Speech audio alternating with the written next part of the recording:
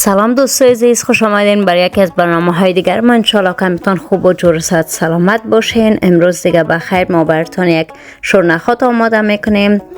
تا آخر برنامه بیننده ما باشین و فراموش نکنین که به حمایتتان ما ضرورت داریم. یک آب موندیم که دیگه بخیر جوش به سر نخات بندازم.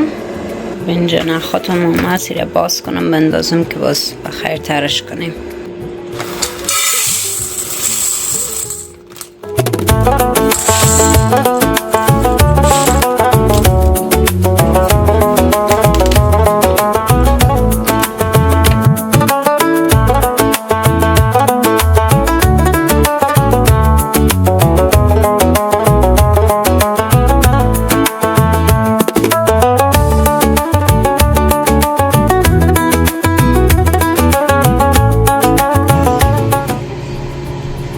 خب حالا گاز ما رو روشن میکنیم و دیگه ما رو همچنان میمونیم که بخیر دیگه شورنخات ما رو پخته بکنیم.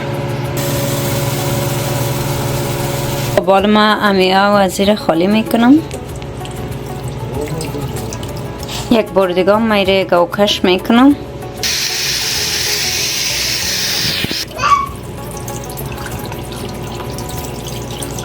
هوا موندیم که اینجا بخیر جوش میه که بازی را بالای نخود ما بندازیم. نخود ما را میندازیم.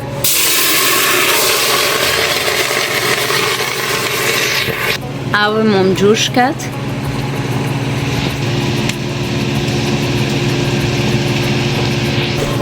آب ما را در بالای امی نخود ما میندازیم به اندازه که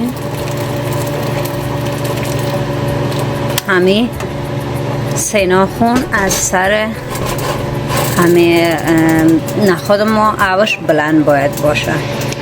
حالا هم نوبت میرسه برای پولی ما که ما میخوایم یک دو قاشق پولی هم اضافه کنم.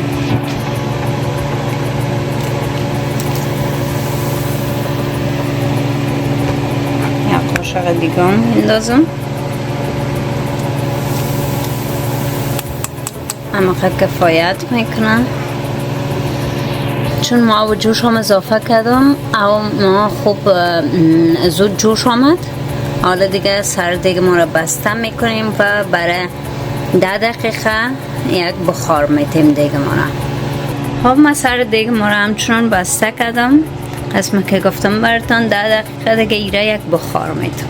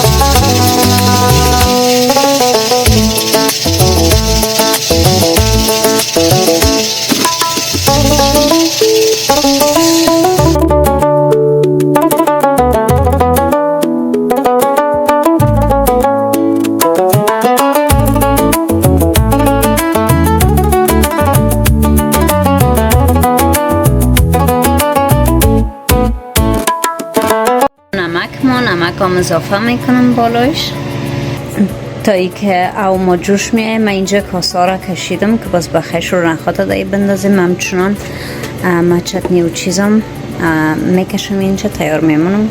باز وقت جور کردم براتون نشان میدم. او ما همچنان جوش کرد که باز بخیر بندازیم. عزیزان بخیر میرد آماده کردم. حالا میبریم که نوید جانم دیگه خوب گوش نشده که بخیر بخوره. از این شورنخاتم دیگه آماده است. خیلی یک شورنخاتم تو نرم خوبش و مزه‌دار است. به خدا دیگه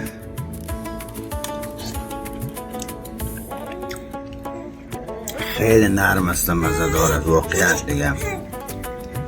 دور از دلتان. خداحافظ ناصرتان، به امید دیدار. خداحافظ دوستای عزیز. خداحافظ.